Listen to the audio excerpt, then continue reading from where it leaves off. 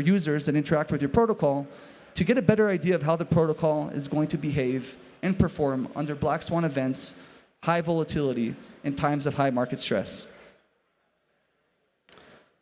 So how do we do it? For simulations, like I started the talk, super overloaded. What does it mean? For us, it means forking the blockchain.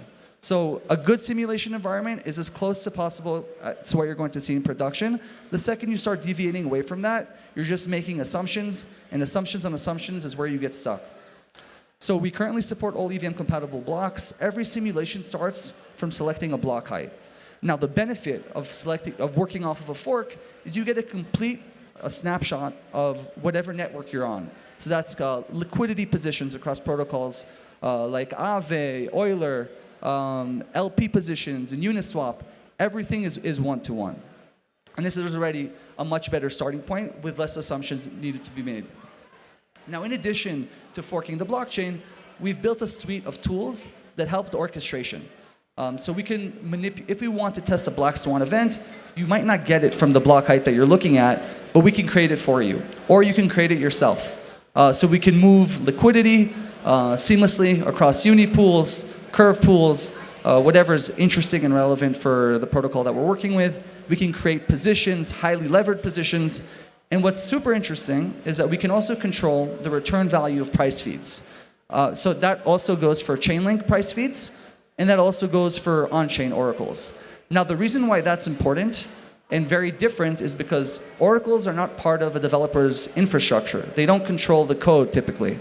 That means it's they have to do all of these kind of like mock tests to see what would happen if a price hit level X. So here they can do it out of the box, and they can start working with price feeds and price trajectories identical to things observed in Black Thursday, the UST crash, post FTX, and also just generate them synthetically based on their needs. So one is the forked environment, and this is excellent for any kind of security and just testing that, when you're doing chaos engineering, which is thinking of the worst possible environment for your application, things just work. But we also have another use case, which is optimization. Now, in optimization, what you want to do is you want to run the different configurations for your protocol. So we can go back to the Aave example of liquidation thresholds. Again, there's a trade-off here between profit and security for the users. And we want to see, with statistical significance, where it's going to perform best. For this, we use the Chaos EVM. The Chaos EVM is an EVM we've built from scratch in Python. It's highly performant, and it allows us to run hundreds of thousands of simulations per day under different price trajectories, liquidity levels, market environments, to reach results that are statistically significant and measure the amount of value that's at risk for a protocol. With this, forums improve and evolve. It's no longer someone writing a nice post and trying to explain why a liquidation threshold or any risk parameter should be increased or decreased. There's data that goes along with it. And because we run this hybrid model and we measure all of the end results and the final recommendations on the on-chain simulator, you don't need to take our word for it. It's not black box. We give you a UI and a block explorer. You can verify the result of every single block, every single simulation to the level of every single block into every single transaction with tools that you're used to using today. So to sum up what a simulation engine is and what it allows you to do. It allows you to simulate liquidity attacks on protocols. It could be a single protocol, or it could be many protocols if you have a complex trading strategy that you're participating in.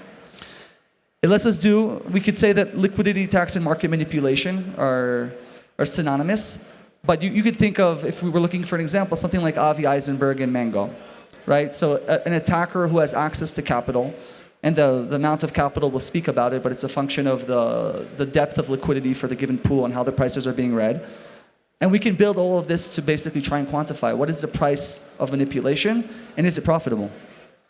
Additionally, black swan events, so it's trivial to, the second you pick a block height, you inherit everything from that block. We can make it even worse. We can change it based on the protocol's needs. Volatility, price movement, so the ability to control oracles, and generalized protocol testing. We have a bunch of tools for this. that I'm getting the signal from the stage as everything is running late today. We're not going to be able to get to. So I'll just run through it for the last minute, and whoever's interested in this type of tooling can speak to me, and I'll probably publish it as a blog so anybody can read it async. We have monitoring tools, as I mentioned. We have the parameter optimization, which is live for Aave, Uniswap, Osmosis, DYDX, and a bunch of other protocols to be announced over the coming weeks.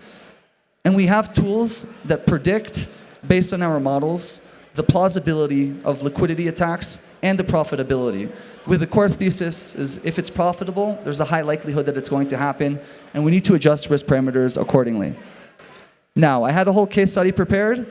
This will go into the blog. Whoever's interested in to learn about how Mango could have been prevented, or the attacks that Avi Eisenberg was threatening Aave with, or even tried with the curve attack, come talk to me. And that is basically it. If you want to catch me after, this is the best way to do it. Twitter, Omer Goldberg, and then just on the contact forum on the KS Labs at XYZ website. Thanks, everyone. I hope you're enjoying the conference.